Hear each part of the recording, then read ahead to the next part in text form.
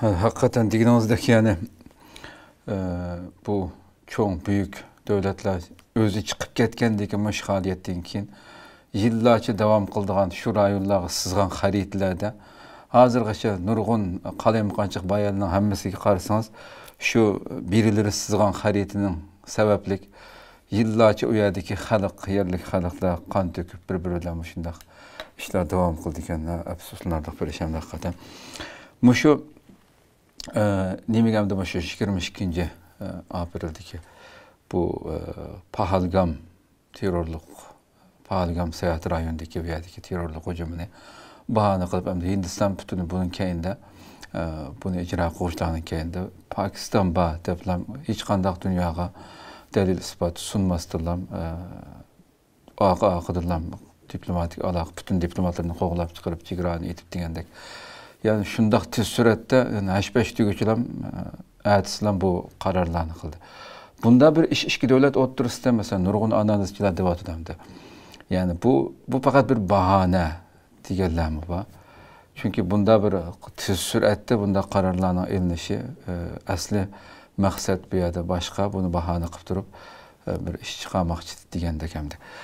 Siz bu nimege qanday qaraysiz? Hindistandan ki ko'rsatgan narsalari bahanimeti ve bunun bilan aqıslanmani bu faqat diplomatik münasebetini üzüş, chegarani taqash degandek bunun bilan to'xtab qolmay, Ikkinchi dunyo urushidan keyin dunyoda eng bir soat 120 necha kurashchi aeroplan havoda bir-biri bilan so'qishgan bir urushni boshdan kechirdi hamdi.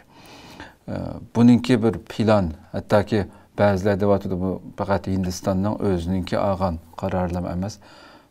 Bunun kendi başka onu küşkürtkenler mi var diyendek. Bunun kana karayız.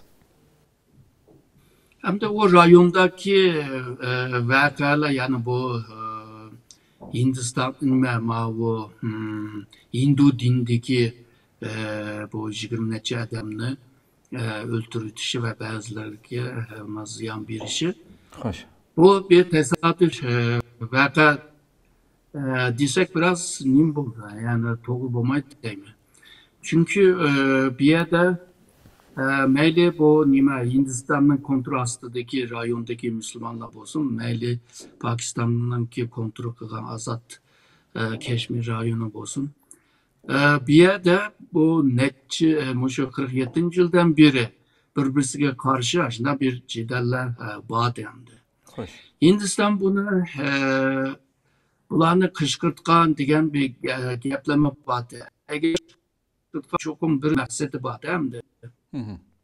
Hazır o Hindistan'ın məqsədini göremedi. Eğer de məqsədini bu çoğarak, kemerek düşündüğüm olsa, şu Pakistan'a bir edvine bir koyuş. Belki başına bir ahval var. İkincisi, Pakistan yakınkı zamanda G'arbliklarla münasebetini terakki kıldırışga tırışıp kelyapti. Misalga IMF bilan kelishib şu iqtisodiyotda bazı yardım so'rgan. G'arb devletler Amerika şu Pakistan eğer de bekla yalğız taşlap koysak, onu yalğızlaştırıp koysak, chetga qo'yib qo'ysak, o devlet kolda yadro kurallar bo'lgan bir devlet mi asta Xitoyga texmo beqinib, texmo bağlanıp kalmışsın. Hazır cihan şu Rusya, Xitoy bir taraf, Amerika ve G'arb bir taraf, Pakistan mı o Xitoy tarafta bu piyasa, Rus tarafta bu piyasa, bazı siyasi tamponlukla bulmaydı da. Pakistan bilen bir yakınışma var G'arb. Hindistan muşnun kararı çıkanmı. Onu bilmem de. Ya ki şu bu her 10 yılda bir cidel çıkıdı o. Şununla bu yılı tuşap kılıp bir uraylı mı da planladı mı? Eğer de aşını kışkırtkan bolsa vakanı. Eğer de kışkırtmagan bolsa o ben digendek netçe kıtım bu Keşmir meselesinden tüpeyle netçe kıtım uçtu bunlar. Aşnak tuyuksuz sebeplerden birisi deb ko'rsak bo'ldi. Bu Xitoy meselesi mi bor bu yerda? Xitoy bu nimani qo'llab kelyapti, beryapti.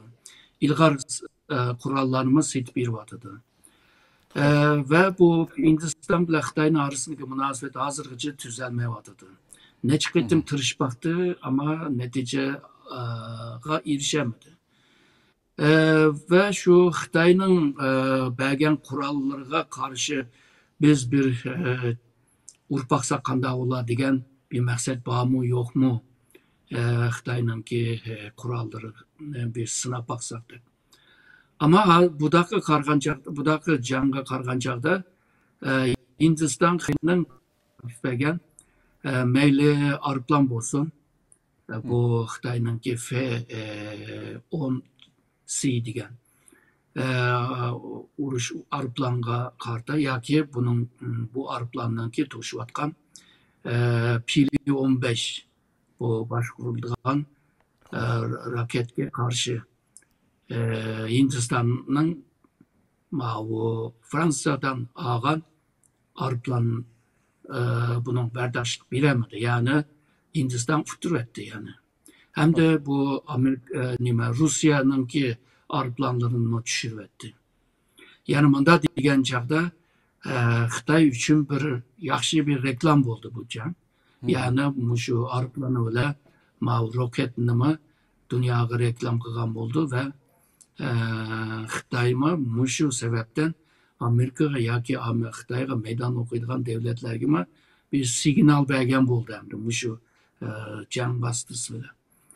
Hindiston bu aeroplan bir necha yo'qitib qo'ygandan keyin bular jim turib oldi. Jim turib oldi deganim yani kuchini yig'ib yani tekrar bir jang qilayli demedi.